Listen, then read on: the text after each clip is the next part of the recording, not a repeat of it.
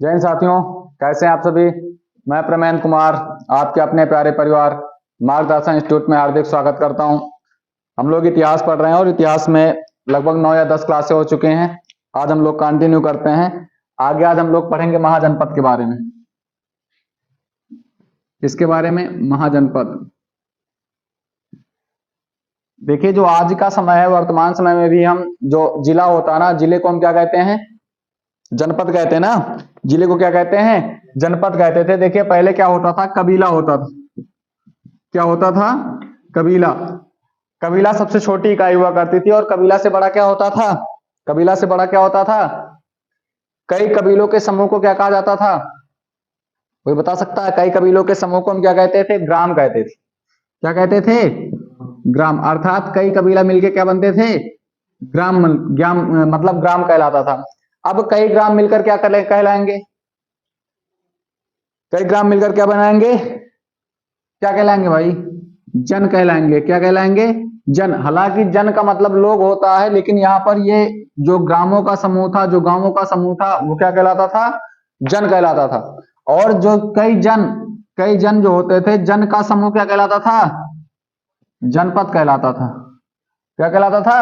जनपद कहलाता था। और कई जो जनपद थे, अर्थात जनपदों का जो समूह था, वो क्या कहलाता था? महाजनपद। क्या कहलाता था? महाजनपद।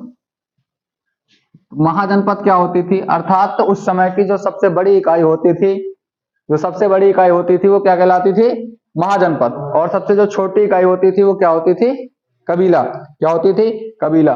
देखिए, अगर बात करते हैं महाजनपद जो है, हम लोग इसके पहले सिंधु घाटी सभ्यता पढ़ चुके हैं। ये सिंधु घाटी सभ्यता कैसी थी? शहरी थी या नगरीय, मतलब ग्रामीण थी? शहरी थी ना। वही हम बात करते हैं, मतलब प्राचीन इतिहास का ये महाजनपद दूसरा ऐसा काल है, दूसरा ऐसा समय है जो क्या होगा? पूरी तरीके से नगरीय होगा। क्या होगा? नगरीय होगा। जब हम लोग उत्तर वैदिक काल पढ़े थे, वैदिक काल को दो भागों में बांट कर पढ़े थे। तो एक था ऋग्वैदिक काल, एक था उत्तर वैदिक काल। और हमने बताया था उत्तर वैदिक काल आते आते किसकी खोज हो चुकी थी? लोहे की। किसकी खोज हो चुकी थी? लोहे की। अच्छा, अगर हम बात करते हैं महाजनपद का, तो महाजनपद का जो ये विभाजन हुआ था, महाजनपद का जो काल निर्धारण हुआ था, इसकी समयावधि कितनी होगी? कोई बता सकता है? इसकी समयावधि कितनी होगी? इसकी समयावधि की हम बात करते हैं तो छठी शताब्दी। कौन सी? छठी शताब्दी। छठी शताब्दी का मतलब एक शताब्दी में कितने होते हैं? 100 नाम। तो 600 बीसी नाम। 600 बीसी से लेकर अगर हम बात करते हैं तो लगभग 340 बीसी तक। ये बीसी में है ना। जाहिर सी बात की भी हम लोग प्राचीन इतिहास पढ़ रहे हैं। तो इस समय की जो अवधि थी, जो 600 बीसी से लगभग 340 बीसी की जो समयावधि थी, इस समयावधि को हम क्या कहलाते हैं? क्या कहते हैं? महाजनपद। और अगर महाजनपद की हम बात करते हैं तो महाजनपद कैसा था? इसका जो मतलब अगर देखा जाए तो ये नगरीय थी। कैसी थी? नगरीय। और इस समय का जो सबसे बड़ी इकाई होती थी, वो क्या कहलाती थी? महाजनपद। एवं अगर छोटी इकाई की हम बात करते हैं तो छोटी इकाई क्या होगी? कबीला। क्या होगी? कबीला। आगे हम बात करते हैं। अच्छा, कितने महाजनपद हुआ करते थे? कितने महाजनपद थे? 16। सबसे अगर बात करते हैं भारत में कितने थे जो महाजनपद थे? महाजनपद समझ सकते हो ना। जैसे आज के समय में देखिए, आज के समय में हम ये कह सकते हैं, सबसे पहले क्या होते हैं? घर। घर से गांव, गांव से ग्राम पंचायत, ग्राम पंचायत से या ग्राम सभा जिसको कह सकते हैं। फिर क्या होता है? जिला कह सकते हो। थोड़ी बड़ी इकाई हम लोग लेकर चलते हैं ना, जिला। जिला से फिर क्या होगा? मंडल। मंडल के बाद राज्य। राज्य से देश। देश से क्या हो जाएगा? महाद्वीप ना। क्या हो जाएगा? और महाद्वीप के बाद विश्व हो जाएगा ना। क्या हो जाएगा? विश्व हो जाएगा।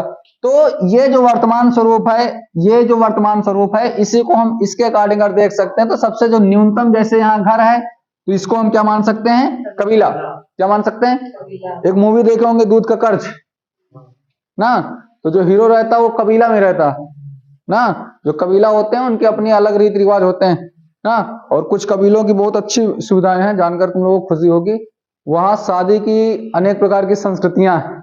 ना, उसके लिए आप लोग अध्ययन करिएगा। और जो सबसे बड़ा यहाँ पर विश्व है ना, विश्व का वर्तमान स्वरूप जो आज का है, ये प्राचीन स्वरूप में आप इसको क्या समझ सकते थे, सॉरी महाजनपद क्या समझ सकते थे, महाजनपद। क्योंकि जो जनपद है, देखिए जनपद तो यहाँ पर भी है, जिला को हम जनपद तो ही कहते हैं। तो जनपदों का समूह जो होता था, इससे जो ऊपर की इकाई होती थी वो क्या कहलाती थी, महाजनपद। क्या कहलाती थी, महाजनपद। तो राइट कर लीजिए।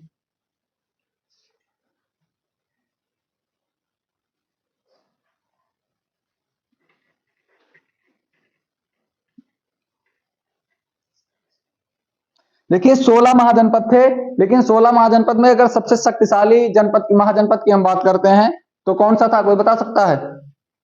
16 थे, 16 में सबसे जो शक्तिशाली था, सबसे शक्तिशाली महाजनपद कौन सा था, मगध। कौन सा था, मगध। और मगध क्या किया था, मगध ये धीरे धीरे क्या किया था, धीरे धीरे सबको क्या कर लिया था, अपने आप अपने अंडर कर लिया था ना, क्या कर लिया था, अपने अंडर में कर लिया था। राइट करिए। अच्छा, महाजनपद की चर्चा कहां पर मिलती है, महाजनपद का उल्लेख कहां मिलता है? महाजनपद का जैसे क्वेश्चन कोई पूछे या क्वेश्चन आए, महाजनपद का उल्लेख कहां मिलता है? तो राइट करिए। एक बौद्ध धर्म का अंगुत्तर निकाय है। क्या है, अंगुत्तर निकाय। और ये किसका है, किसका है, बौद्ध धर्म ना। तो राइट करिए, महाजनपद का उल्लेख बौद्ध धर्म के अंगुत्तर निकाय, अंगुत्तर निकाय व जैन ग्रंथ, ये तो बौद्ध धर्म है या बौद्ध ग्रंथ कह सकते हो। महाजनपद का उल्लेख बौद्ध ग्रंथ, अंगुत्तर निकाय एवं जैन ग्रंथ।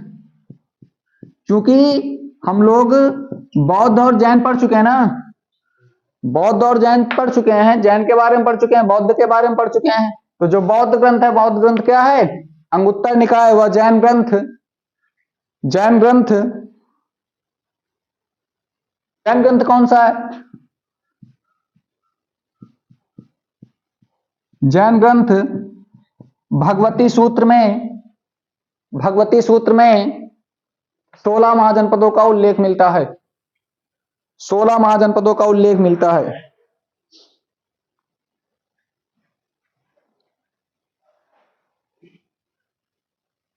ये क्वेश्चन पूछा गया यहां से दोनों कि महाजनपद का उल्लेख कहां मिलता है। तो महाजनपद का उल्लेख बौद्ध ग्रंथ कौन सा था, अंगुत्तर निकाय, और जैन ग्रंथ कौन सा था, भगवती सूत्र। यहां पर किसका उल्लेख मिलता है, महाजनपद का। और महाजनपद की अगर काल मतलब समयावधि की बात करते हैं तो समयावधि कितनी है, 600 बीसी से लेकर 340 बीसी तक ना।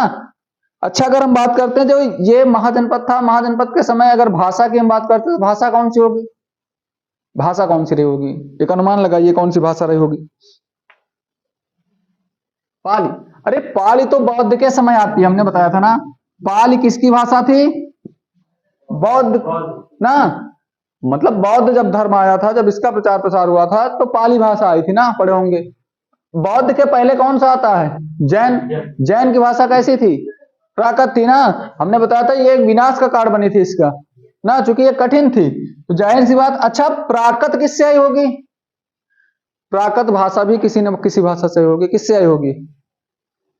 तो जो महाजनपद है ना, इस समयावधि में अगर हम बात करते हैं तो जो भाषा थी ना वो संस्कृत और प्राकृत थी। सबसे प्राचीन कौन सी है, संस्कृत ही तो है। तो संस्कृत और प्राकृत। तो राइट कर लीजिए, महाजनपद या इस समयावधि के दौरान कौन कौन सी भाषाएं प्रचलित थी, संस्कृत और प्राकृत। कौन सी भाषाएं प्रचलित थी, संस्कृत और प्राकृत। राइट कर लीजिए।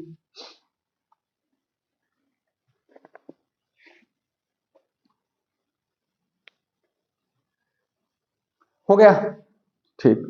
अच्छा, हम बात करते हैं कितने महाजनपद हैं, 16। ये समझ में आ गया। सबसे छोटी इकाई कबीला, कबीला से बड़ा क्या होता था, ग्राम, ग्राम से बड़े क्या होते थे, जन, जन से बड़े क्या होते थे, जनपद, और जनपद से बड़े क्या होते थे, महाजनपद। क्या होते थे, महाजनपद होते थे ना। ठीक।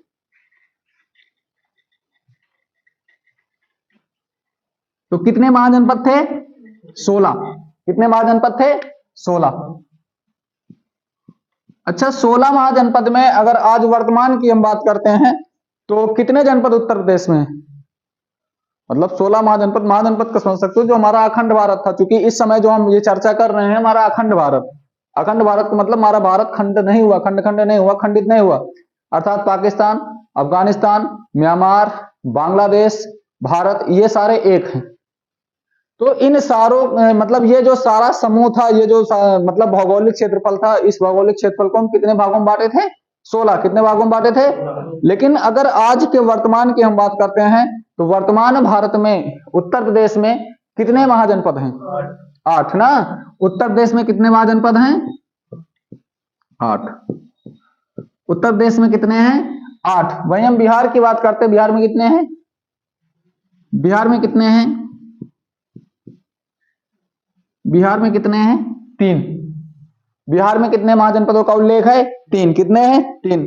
अगर हम बात करते हैं राजस्थान, मध्य प्रदेश और दक्षिण भारत, प्रॉपर कोई राज्य नहीं है, दक्षिण भारत समझते हो ना, जो हमारा प्रायद्वीपीय भारत है ना, जो वी आकार का भारत है, यहां पर कितने कितने हैं? 1 1 1। तो कितने हो गए? 14 हो गए ना। और 2 जो महाजनपद हैं वो भारत के बाहर है ना। 2 जनपद जो है, जो 2 महाजनपद हैं उनका विस्तार भारत के बाहर, अर्थात जो आज का भारत है, जो भारत की जो भौगोलिक सीमा है उसके बाहर ना।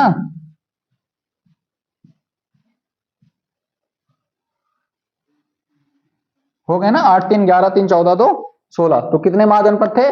16। राइट कर लीजिए। उत्तर प्रदेश में 8 महाजनपद हैं वर्तमान समय में, बिहार में 3 है, राजस्थान में 1 है, मध्य प्रदेश में 1 है, दक्षिण भारत में 1 है। और वहीं अगर हम बात करते हैं भारत के बाहर, जो आज का वर्तमान स्वरूप है, जो भारत का भौगोलिक सीमा है, इसके बाहर कितने हैं?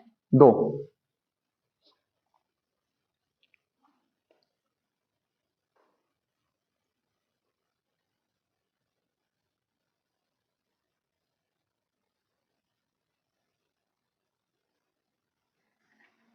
बौद्ध धर्म का जो उल्लेख है कहां कहां मिलता है? बौद्ध ग्रंथ के अंगुत्तर निकाय एवं जैन धर्म के, अरे वही महाजनपद, महाजनपद को उल्लेख बौद्ध ग्रंथ के कहा मिलता है? जैन के भगवती सूत्र में ना। उत्तर प्रदेश में कितने हैं? 8। बिहार में, राजस्थान में, मध्य प्रदेश में, दक्षिण भारत में, भारत के बाहर। इसका समयावधि 600 बीसी से 340 बीसी, 600 बीसी से। और महाजनपद जो समय था, इस समयावधि के दौरान भाषा कैसी थी?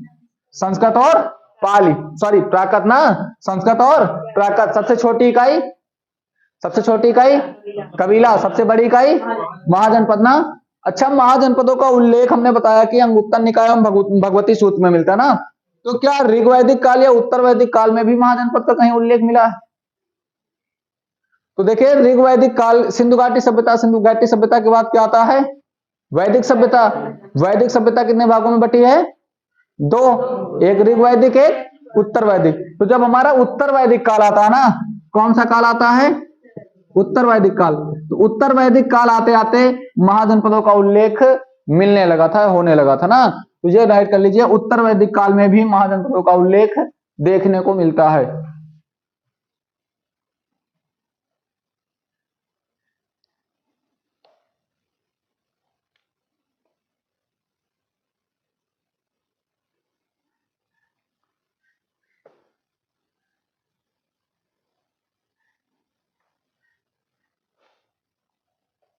हो गया।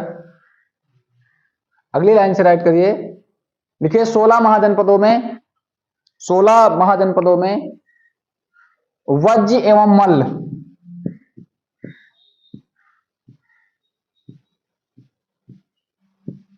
16। देखो, अगर हम जनपद बोल रहे हैं तो जनपद का मतलब महाजनपद से हुआ ना। अगर मान लीजिए हम जनपद बोल रहे हैं तो यहाँ महाजनपद से उसकी तुलना करना। देखिए, 16 महाजनपदों में वज्र और मल्ल, वज्र और मल्ल में गणतंत्रात्मक व्यवस्था थी, गणतंत्रात्मक व्यवस्था थी। जबकि शेष, जबकि शेष में, जबकि शेष में जबकि शेष में राजतंत्रात्मक व्यवस्था थी।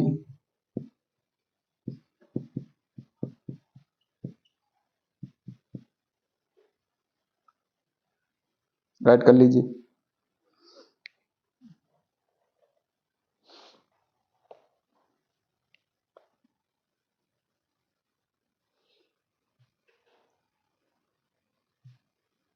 हो गया ये बात समझ में। देखिए गणतंत्रात्मक का मतलब समझते हो ना, और राजतंत्रात्मक।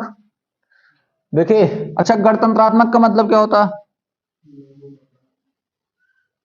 गणतंत्रात्मक का मतलब अगर हम समझ सकते हैं लोकतंत्र से समझ सकते हैं, हालांकि गणतंत्र का मतलब थोड़ा अलग होता है अगर देखा जाए। लेकिन अगर यहाँ पर हम देखें दोनों में तुलना करें तो यहाँ पर यह समझ सकते हो कि जो राजा है ना, राजतंत्रात्मक का मतलब क्या होता है, जो राजा है अर्थात पीढ़ी दर पीढ़ी राज होगा, और यहाँ पर पीढ़ी दर पीढ़ी राज नहीं होगा। हालांकि अगर हम संविधान की दृष्टि से देखें तो लोकतंत्र और गणतंत्र में अंतर होता ना, लेकिन यहाँ हम इतिहास की दृष्टि से देखें तो दोनों का मतलब यही होगा ना।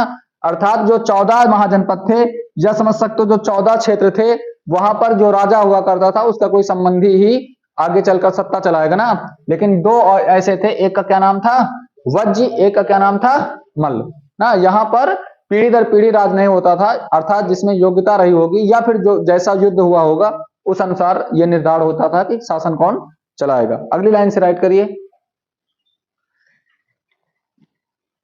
देखिए हमने बताया उत्तर प्रदेश में कितने महाजनपद हैं वर्तमान समय में? 8, बिहार में 3, राजस्थान में 1, मध्य प्रदेश में 1, दक्षिण भारत में 1, वहीं भारत के बाहर 2 ना। तो जो दक्षिण भारत है ना, तो राइट करिए अस्मक, राइट करिए अस्मक।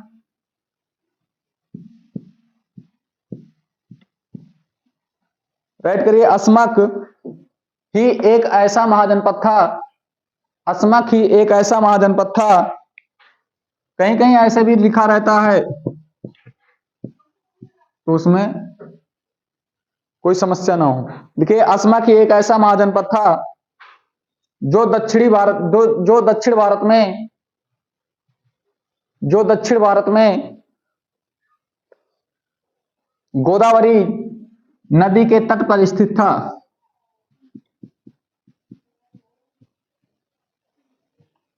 दक्षिण भारत की गंगा पढ़े हो जब नदी तंत्र पढ़ाया गया था ना, ठीक। जो गोदावरी नदी के तट पर स्थित था। तो जैसे अगर कोई पूछे कि दक्षिण भारत में कौन सा महाजनपद था, तो तुम लोगों का जवाब क्या होगा? अस्मक। क्या होगा? अस्मक। हमने बताया था ना कि 8 वर्तमान समय में उत्तर प्रदेश में, 3 बिहार में, 1 राजस्थान में, 1 मध्य प्रदेश में, 1 दक्षिण भारत में, 2 भारत के बाहर। वही हम बात करते हैं कि जो 16 महाजनपद हैं, 16 महाजनपद में वज्य और मल्ल 2 ऐसे महाजनपद हैं जहां पर गणतंत्रात्मक व्यवस्था देखने को मिलती है। शेष जो 14 है वहां पर राजतंत्रात्मक व्यवस्था मिलती है। जो अस्मक है ये दक्षिण भारत का एक महाजनपद हुआ करता था, जो कहां पर किस नदी के किनारे बसा हुआ था? गोदावरी नदी के। किस नदी के किनारे बसा हुआ था? गोदावरी।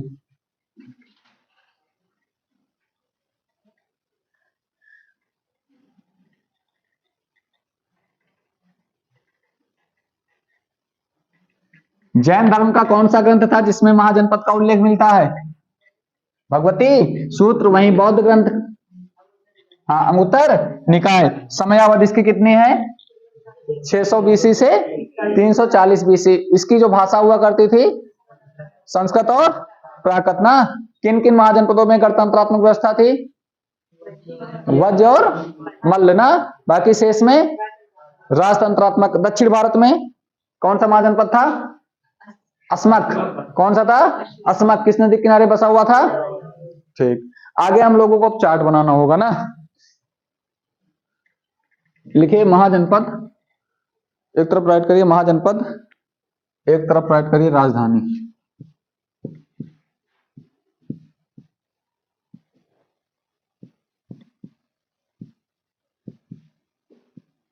देखिए जो महाजनपद हुआ करते थे उसकी भी क्या होती थी? राजधानी। तो एक काशी महाजनपद हुआ करता था, काशी नाम पढ़े हो ना। इसकी राजधानी क्या हुआ करती थी? जो काशी महाजनपद हुआ करता था इसकी राजधानी क्या थी? वाराणसी।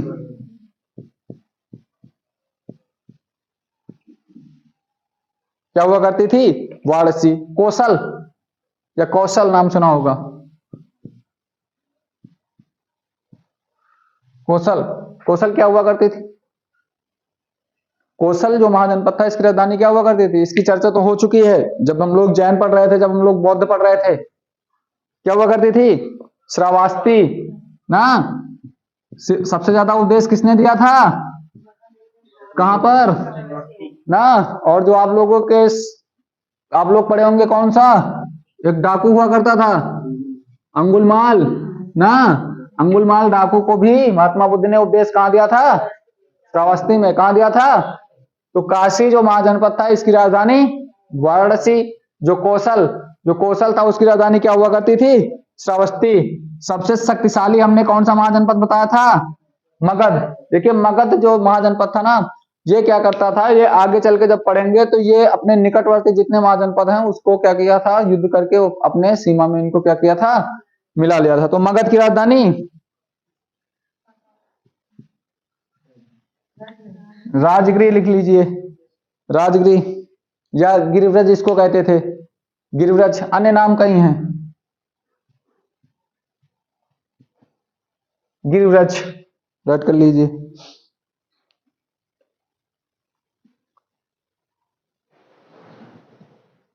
काशी की राजधानी वाराणसी, कौशल की श्रावस्ती, मगध की राजगृह या फिर गिरिव्रज। गंधार, गंधार तक्षशिला।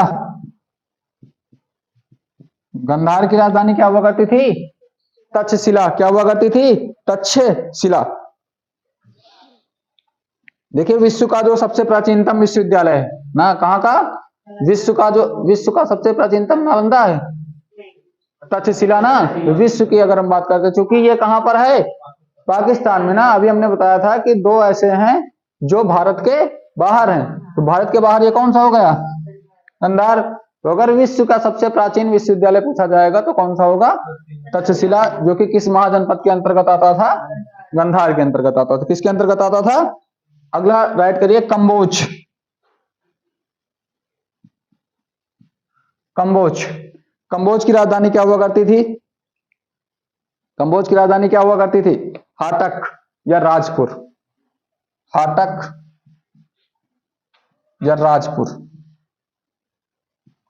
ये भी हमारा भारत के बाहर है, वर्तमान में भारत के बाहर है।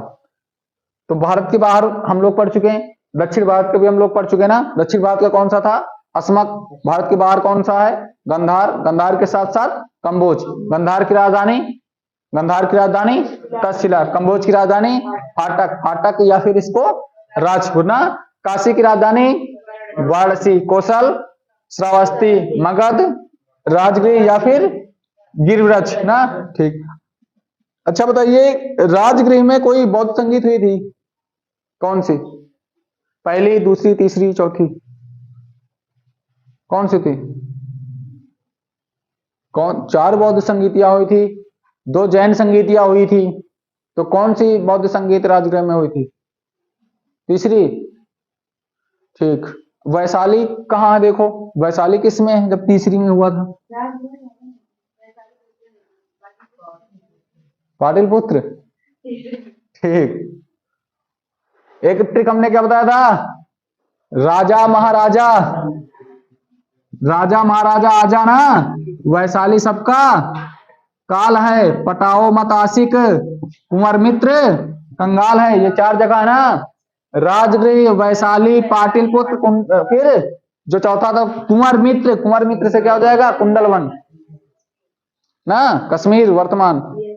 तो राजगृह तीसरी थी, पहली थी ना।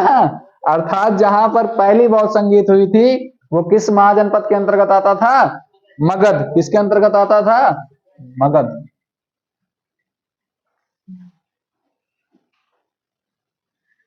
ठीक, इसको मिटाया जाए। काशी, वाराणसी, कौशल, श्रावस्ती, मगध, राजगृह, गंधार, तक्षशिला, कंबोज, हाटक।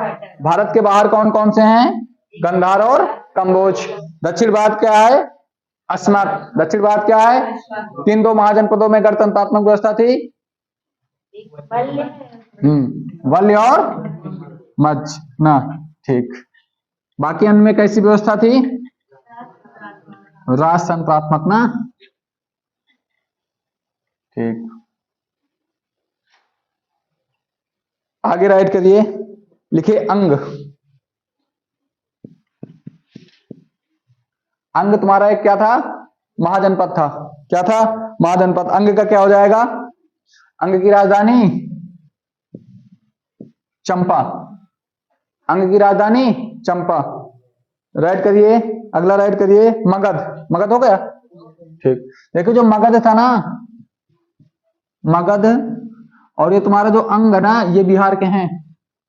कहाँ के हैं? बिहार के। अगला राइट करिए, वज्र। वज्र ये भी कहाँ का है? बिहार का। तो अब निर्धारण कर चुके हो ना कि कौन से कहाँ के हैं? मगध हो गया, अंग हो गया, वज्र हो गया, ये तीनों कहाँ के हैं? बिहार के। ठीक, वज्र की राजधानी, वज्र की राजधानी संगीत जहां पर हुई थी, बहुत संगीत, वैशाली। वैशाली अर्थात जो मगध महाजनपद हुआ करता था, जो अंग महाजनपद हुआ करता था, जो वज्र महाजनपद हुआ करता था, ये तीनों किस राज्य में है? बिहार में ना। अच्छा ठीक, मगध की राजधानी क्या हुआ करती थी? अच्छा, मगध की राजगृह ना। ठीक, अगला राइट करिए, अवंती या अवंती। अवंती या अवंती महाजनपद, इसमें सीधे राजधानी पूछेगा ना। अवंती की राजधानी क्या हुआ करती थी? उज्जैन। तो उज्जैन की अगर हम बात करते हैं वर्तमान समय में, तो ये किस राज्य में चला गया? एमपी में चला गया ना। यहीं पर क्या हुआ था? महाकालेश्वर का मंदिर है ना। ठीक,